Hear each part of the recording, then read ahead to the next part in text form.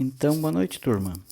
Hoje vamos trabalhar com um tema chamado dilatação térmica, que é muito aplicado na área das engenharias. Então, dilatação térmica você vai trabalhar desde o conceito a você dimensionar vigas de estruturas, de prédios, dimensionamento de pontes, vigas de metal, desde cabeamento de energia elétrica, cabos de linha de transmissão ou linhas de alimentação.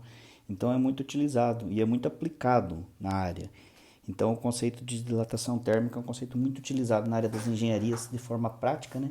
E bem interessante, né? Então vamos ver o que isso nos coloca. Para entender um pouco de dilatação, vamos falar um pouco com relação a calor. O conceito de calor tem a ver com a agitação molecular, ou seja, agitação molecular vem ser quanto que uma molécula se movimenta, como que ela se locomove, qual que é o comportamento dela. Ou seja, quanto mais agitada tiver uma molécula, mais calor ela vai estar transmitindo. Tá? Então, calor é sempre relação com o que chamamos de agitação molecular. Qual que é o comportamento de uma determinada molécula, seja de um gás, seja de uma superfície sólida ou de um líquido. Quanto mais agitada, mais calor ela está transmitindo. E vamos ver. Para entender isso, temos a termodinâmica. Termodinâmica ela vai reger, né? Ela rege, no caso, relações entre calor e formas de energia. Então, relação entre calor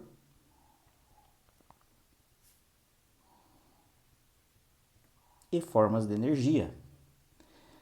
Lembrando que o calor também é uma forma de energia, tá? Por exemplo, energia térmica, né? Que você está trabalhando, quando você está aquecendo, por exemplo, uma plataforma solar, os raios estão incidindo, e você tem um tipo de eletricidade provocado por essa luz, na verdade. A termodinâmica, no caso, quando você está trabalhando com uma forma de calor, com uma energia, você pode estar trabalhando com uma usina nuclear, que você está aquecendo, né, a água através de um reator atômico. Esse reator atômico vai transformar essa água em vapor e esse vapor vai fazer com que gire a turbina. Então é uma forma de modo térmico. Existe energia piezoelétrica também, vários tipos de energia. Nesse caso aqui, piezoelétrica vai ser o contato, mas é uma forma de relação. Então é só entender que a termodinâmica ele vai reger uma relação entre o calor e a forma de energia, tá? Já a temperatura, ela tem uma relação com essa agitação molecular também, tá? Agitação molecular. Não existe esse conceito de física de mais quente ou mais frio. O que pode ser mais quente para uma determinada pessoa, mais frio para outra. Esse conceito de quente e frio para a física não é um conceito bem interessante, não é nada usual, né? Porque o que pode ser quente para uma pessoa é frio para outra, é algo relativo. Na física não existe quente ou frio. Existe uma temperatura inferior, uma temperatura superior. Então esse é o conceito entre uma temperatura inferior, uma temperatura superior, uma determinada temperatura. Eu posso comparar que um objeto esteja mais quente com relação a outro. Eu posso fazer um comparativo, tá? Então, existem algumas escalas de temperatura, tá? E na história teve várias escalas de temperatura, só que só ficou três. A Fahrenheit, tá? Grau Fahrenheit, uma delas. Opa. Fahrenheit. A outra é a nossa conhecida e amiga Celsius, grau Celsius. E uma escala que é muito utilizada na astrofísica, que é a Kelvin. Ela é uma escala absoluta. Tá? Então, o que acontece? Kelvin não tem grau. Só lembrar isso aqui. Depois a gente vai falar posteriormente, a gente vai conversar melhor sobre esse conceito de temperatura, sobre como que vai fazer esses tipos de transformações. Tá? Esse aqui é só para dar uma introdução com relação ao conceito de dilatação. Então, ela é, com relação à temperatura, é utilizado o conceito de água. Então, eu vou dizer, quando a água ferve, eu vou ter uma determinada temperatura. Como a água ferve. Quando a água congela.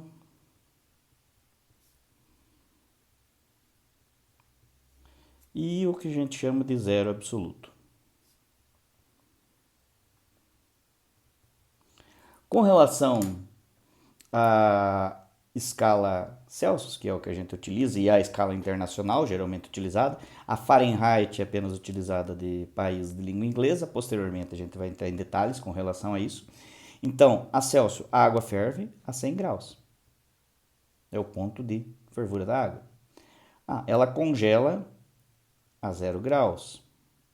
E ela vai ter zero absoluto em menos 273 graus Celsius. Comparando isso, né, posteriormente, como eu disse, a gente vai trabalhar com isso.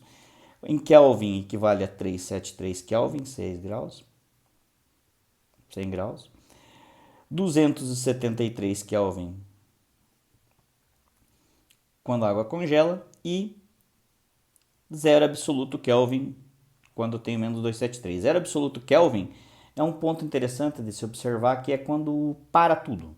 Você não tem movimento de molécula. É muito difícil obter uma temperatura muito próxima dessa aqui. Até fora do planeta, em condições no espaço, a temperatura se aproxima do zero Kelvin em algumas situações, mas não chega nela ainda. Não foi considerada, não foi obtida ainda uma temperatura a zero Kelvin, mesmo no espaço ou mesmo forçando no laboratório.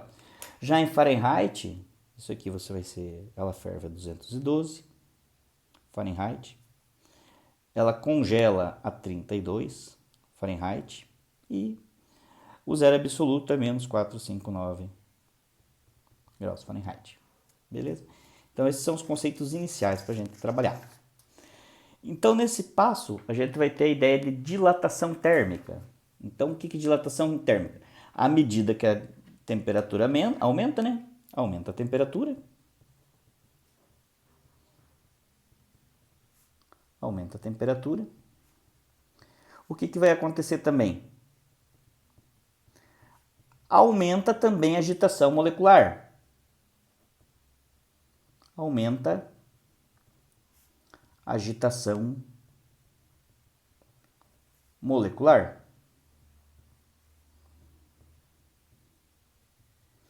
Então, quando acontecer esse aumento de dilatação, agitação molecular, devido ao aumento de temperatura, a gente tem uma dilatação térmica. Ela pode ser composta em três tipos, na verdade. Ela pode ser linear, superficial ou volumétrica. Então, o que acontece?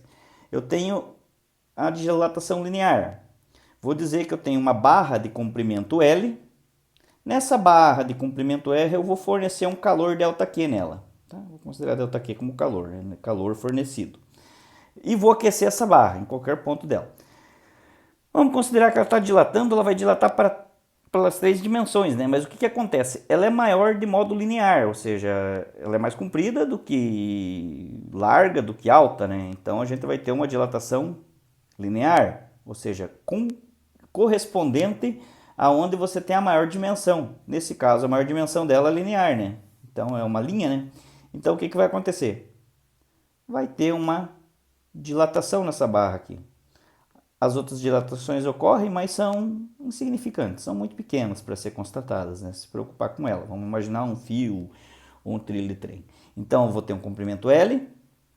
Devido a esse aquecimento, está ocorrendo uma dilatação linear. Aqui eu vou ter um delta L. O que é delta? Lembrar que delta é uma variação. Então, é uma variação entre o final e o inicial. Quer dizer, teve um acréscimo nessa barra. E eu vou ter nesse caso, um L final. Tá? Aqui eu vou dizer L inicial, né? Colocar um Lzinho ali, né? Um zerinho, que significa que é um L inicial, né? Sofreu um aquecimento, dilatou um delta L. Logo eu vou ter um L final aqui. Com relação a isso, o que significa? Vamos dizer que eu tenho a minha barra, né? Eu vou ter um comprimento final.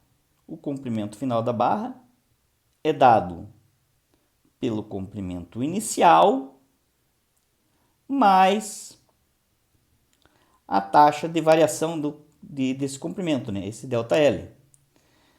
Só que esse ΔL também ele vai depender de algumas coisas. Ele vai depender da variação de temperatura, certo? E vai depender também do coeficiente do material, ou seja, depende do que essa barra é feita. Ela pode ser feita de vários tipos de materiais. Então, o cobre é diferente do aço, que é diferente do ferro, que é diferente do ouro. Então, dependendo do material que ela está sendo fabricada, ela vai assumir um comportamento de dilatação diferente. Ou ela vai dilatar mais, ou ela vai dilatar menos com relação à fonte de aquecimento aqui, né? O aquecimento fornecido. Então, o que acontece?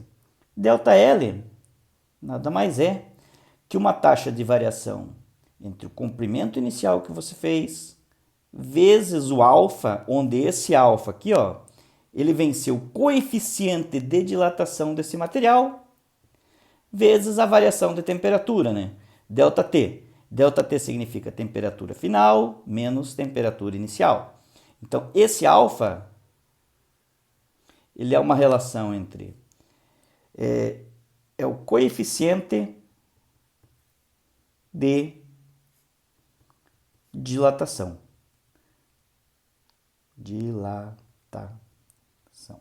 Cada material tem um coeficiente diferente, como eu falei. E esse ΔT nada mais é que temperatura final menos temperatura inicial, tá? Então eu posso dizer, substituindo aqui, que o meu comprimento linear, o L final, nada mais é que o comprimento inicial mais ΔL. A ΔL vale quem? L inicial vezes o alfa vezes ΔT. Se eu quiser, posso até colocar em evidência, né? Vai aparecer L inicial vezes, né? 1 mais alfa delta T. Essa é uma fórmula muito comum que aparece nos livros didáticos, os livros de sequência didática. Então, eu vou ter uma variação que vai depender do comprimento inicial da barra, do tipo que a barra é formada, da temperatura que a barra sofrer, e ela vai ter uma deformação. Tá?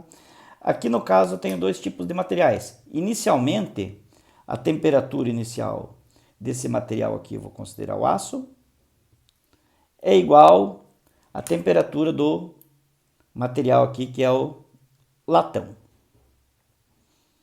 Então, inicialmente eu estou com duas temperaturas iguais. Só que são temperaturas, digamos assim, ambientes. São temperaturas que não têm muita conotatividade, assim, que você não se preocupe muito. Então, eu vou fornecer um calor a esse material. Vou fornecer calor em ambos os materiais, né? Seja o latão ou o aço. O que vai acontecer?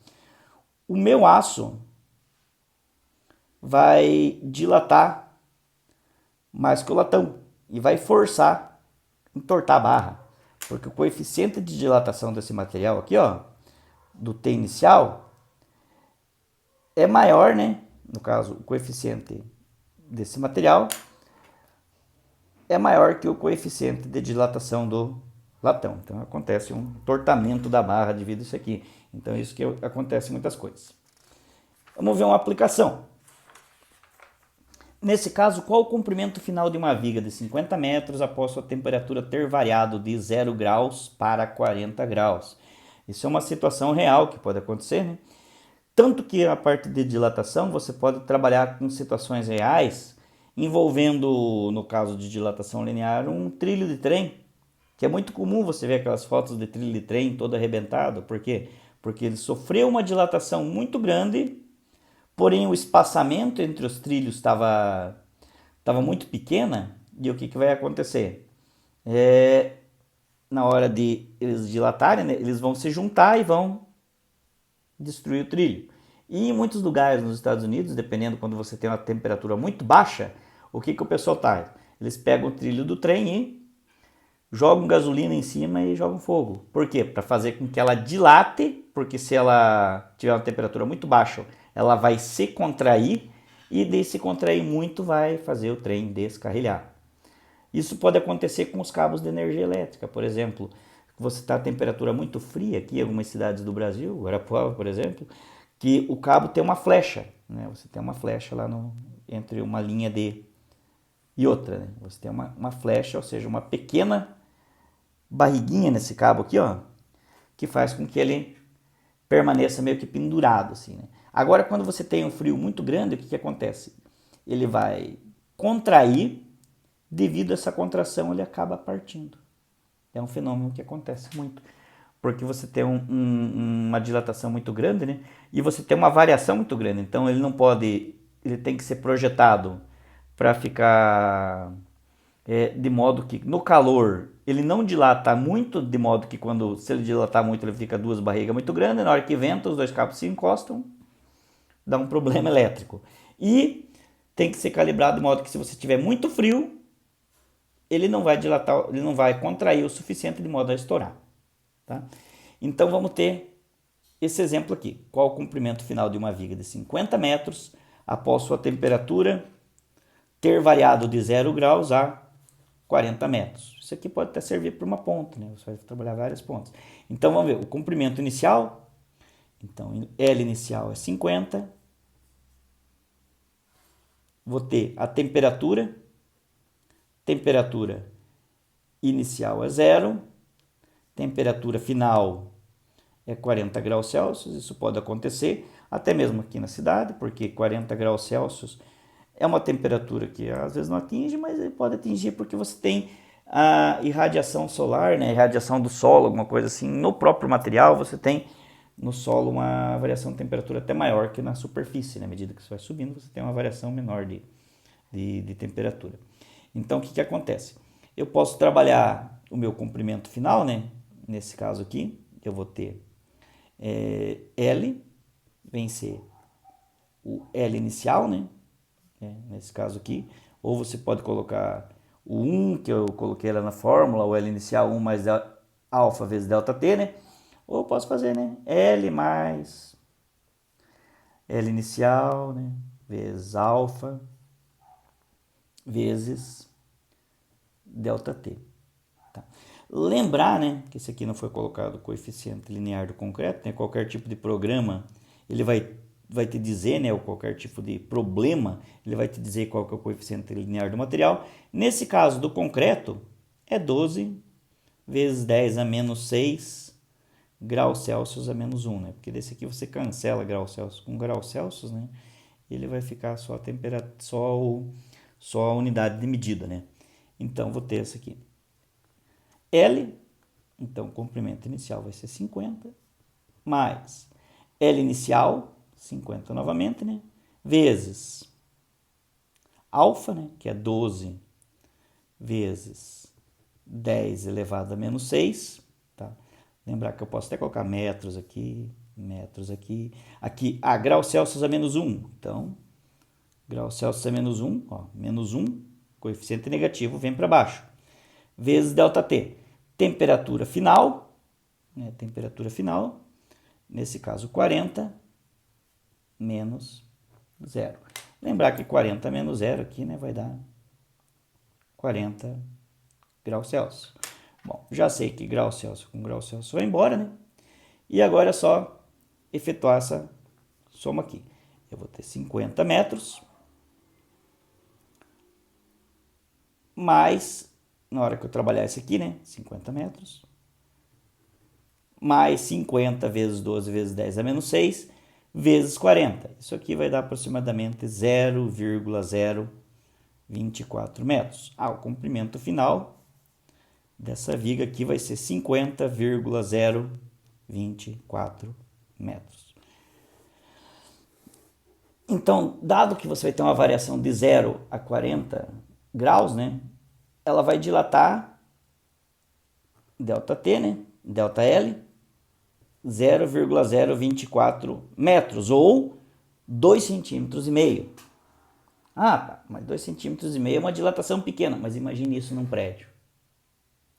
Imagine isso numa ponte, que você vai ter várias vigas assim, várias conexões. E você faz um cálculo errado. E você coloca esse coeficiente de dilatação 2,5 cm para um lado para o outro aqui. E você tem um apoio, por exemplo, aqui. Você derruba a ponta, derruba o prédio, ou você racha uma parede, ou você racha uma estrutura. Imagine isso num trem, só que o coeficiente do ferro é muito maior, então ele vai dilatar muito mais. Então é importantíssimo conhecer o conceito físico de dilatação na hora que você estiver trabalhando um prédio, na hora que você estiver trabalhando uma viga, na hora que você estiver fazendo um orçamento relacionado à parte elétrica. Então, essas são algumas aplicações com relação apenas à parte linear. Agora vamos trabalhar um pouco com a dilatação superficial. Bom, na dilatação superficial, o que vai acontecer? A gente vai estar trabalhando a superfície, não vamos estar trabalhando mais o comportamento ou a dilatação com relação à parte linear. A gente vai ter que considerar duas dimensões. Então, duas dimensões, eu sei inicialmente lá que o meu comprimento linear é L inicial, né? 1 mais L delta T. Beleza. Se eu tenho L aqui, eu vou ter um L aqui, linear, uma dimensão. Aqui eu vou ter L também, duas dimensões. Se é superfície, isso aqui tem relação à área. Se é área, é a base vezes a altura, ele vai me dar uma superfície. Área vezes altura me dando a superfície, o que eu vou fazer? Esse vezes esse vai dar L ao quadrado. Eu vou ter minha área. Então, eu vou levar esse cara aqui ao quadrado. Elevo ao quadrado. É uma distributiva. Eleva ao quadrado aqui. Eleva ao quadrado aqui, ó. Se eu tivesse todo mundo ao quadrado aqui, ó, ele ia levar primeiro esse cara, depois ia levar esse termo aqui. Então, L ao quadrado vem ser quem? L ao quadrado igual a A. Então, eu posso muito bem colocar A. L ao quadrado, área inicial. Se A igual a L ao quadrado, A L zerinho igual a A zerinho, área inicial. Isso aqui é uma distributiva, ó, produto notável, que é igual ao primeiro elemento ao quadrado, mais duas vezes o primeiro, vezes o segundo, delta T, mais o segundo elemento ao quadrado. L ao quadrado, delta T quadrado. Em física, o que vai acontecer? Em física, quando a gente tem valores muito pequenos elevado ao quadrado, significa que eu posso desconsiderar. Então, eu desconsidero esse termo aqui, ó, é zero. Porque ele vai ficar muito pequeno, muito pequeno. Então, essa variação muito pequena aqui é desconsiderável, desprezível. Então, fica só esse cara aqui. Logo, a minha área nada mais é que área inicial, 1 ao quadrado dá 1 mesmo, né? Isso aqui fica 2 vezes alfa vezes delta T, que é a variação de temperatura. Só que a gente chama 2 vezes alfa, a gente chama de beta. É só uma notação. Pode usar o alfa, não tem problema. Então, área nada mais é que a área inicial vezes 1 mais beta delta T. Essa é uma fórmula. Também ela pode se expressar assim, né? Área inicial mais área inicial vezes beta delta T. Onde esse elemento aqui, ó, é chamado de delta A. Né? Então, é isso aqui. Quando acontece uma dilatação superficial, significa que você está crescendo o material, né, em duas dimensões. Ou seja, está tendo uma expansão bidimensional. Aqui eu vou ter um ΔL, aqui eu vou ter um ΔL. Ah, ΔL com ΔL eu vou ter um delta A. Né? Você vai estar trabalhando essas dimensões. ΔL ao quadrado, né, que é a proporção. Onde que acontece esse tipo de variação? Isso aqui é muito comum acontecer quando a gente estiver trabalhando, por exemplo, uma calçada.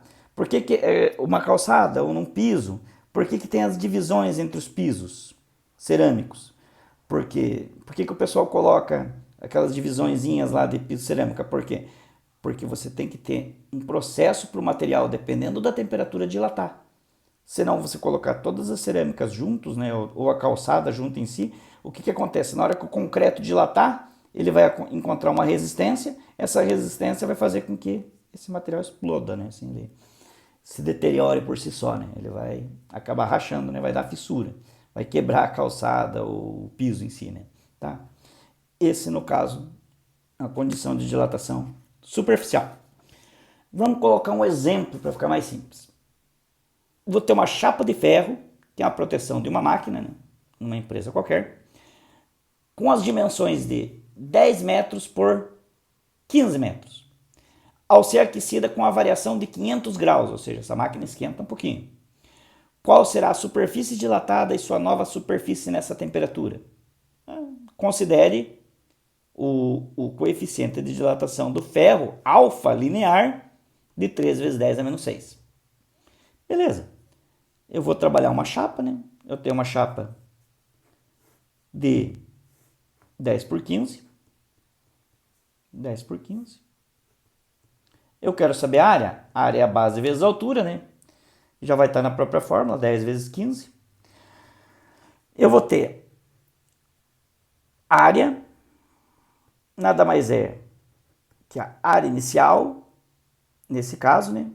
Mais área inicial vezes, duas vezes, nesse caso, alfa, né? Que vem ser o meu beta, né? Duas vezes alfa vezes o ΔT.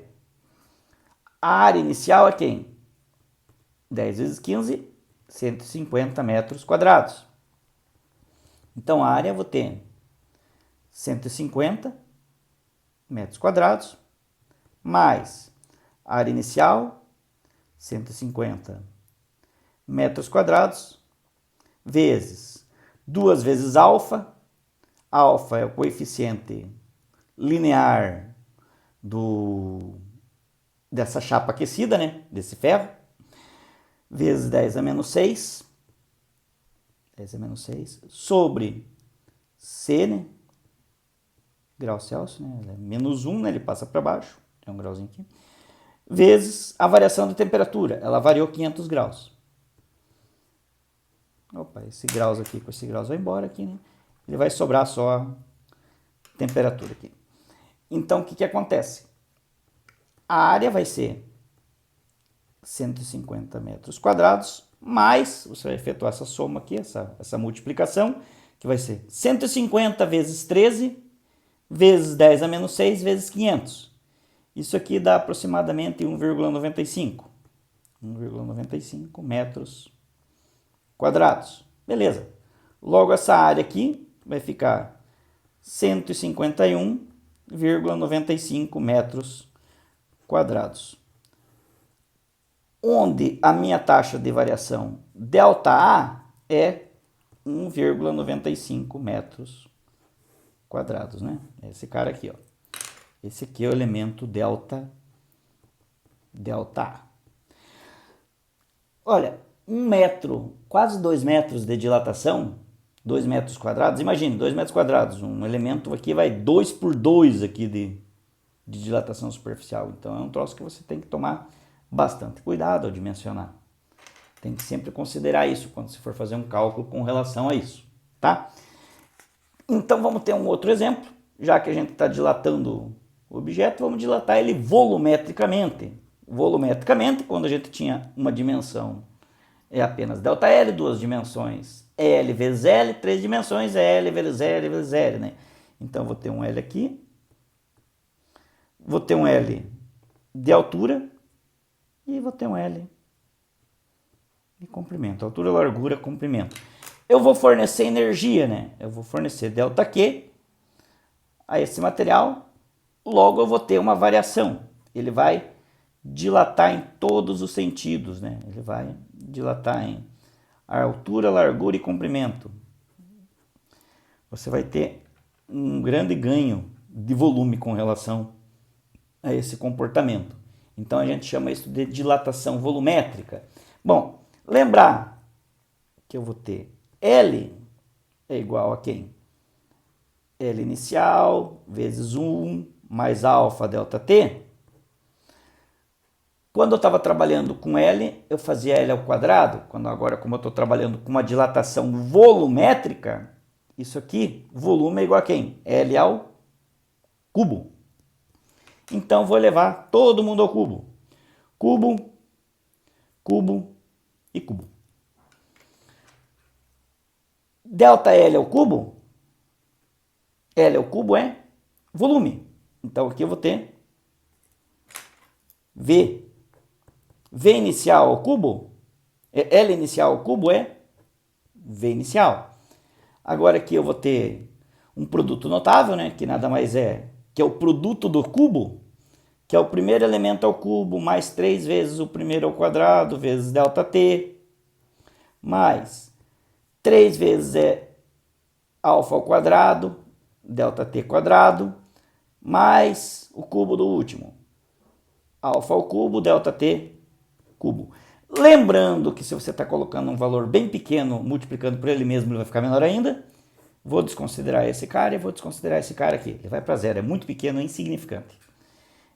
E eu vou ter esse valor aqui. Opa, aqui tem um alfa aqui. O que vai acontecer aqui? O meu volume vai ficar V0 vezes 1 mais 3 vezes alfa delta T. Esse alfa aqui, ó, ele vai ganhar a notação de gama. Vou chamar ele de gama. Ó. Gama é igual a 3 alfa. Opa, eu só virei ele de pé aqui e ficou 3 alfa. Então, o que acontece? O meu volume, ele pode ser dado como V0, 1 mais, nesse caso, gama delta T.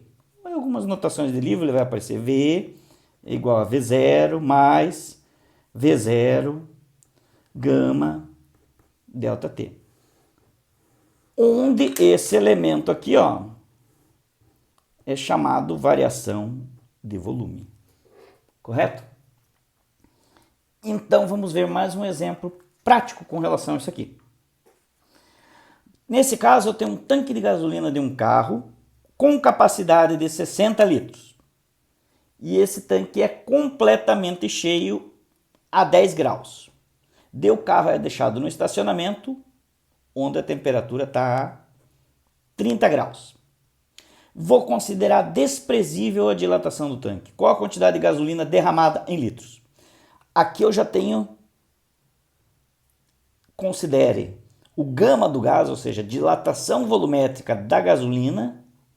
Não vai ser preciso multiplicar por 3 alfa, né? Eu não tenho a dilatação linear, já é dada a dilatação volumétrica, esse valor aqui. Então, nada mais é que eu tenho o volume inicial, 60 litros. Vou ver o que vai acontecer. Vou ter temperatura inicial, 10 graus Celsius. Temperatura final, 30 graus Celsius. Vamos ver qual que é o comportamento desse dilatação. E o gama está dado aqui. Então, o meu volume, ou ΔV, né? Se eu quero saber qual a quantidade derramada, eu posso calcular só o ΔV, né? Porque ΔV vem ser a variação, né? ΔV, né? Vou fazer a fórmula toda aqui. ΔV é igual ao meu valor V inicial, né? Vezes gama ΔT. Lembrar que eu tirei da fórmula V igual a V inicial vezes 1 mais gama ΔT, né? Ou, né, V igual V inicial mais V inicial gama ΔT. Vou lembrar que esse termo aqui, ó, é o meu ΔV, a minha variação de volume. Então, ΔV é igual a V inicial. V inicial, 60 litros. O meu gama, 1,1 vezes 10 a menos 3 graus Celsius a menos 1 vem para cá. Variação de temperatura, eu vou ter o quê? 30 final, 20 inicial. Então, ΔT é 30 menos 10. Ó, lembrar que ΔT é o final menos o inicial. 30 menos 10 eu vou ter 20, né? 20 graus. Esse graus com esse graus vai embora, vai sobrar só litros. Logo, vamos ter que a variação de volume, ΔV, é aproximadamente 1,32 litros. Ou seja, vai derramar 1,32 litros para fora do veículo quando isso acontece. Então, seria isso. Vou deixar alguns exercícios para vocês efetuarem com relação à dilatação linear, volumétrica, superficial, que é um conceito de extrema importância na área das engenharias. E quando retornarmos, com certeza, a gente vai para o laboratório. Tem alguns experimentos bem bacanas para a gente fazer com relação à parte de dilatação, que vai ajudar vocês completarem a parte de conhecimento com relação a isso. Falou, galera, até mais!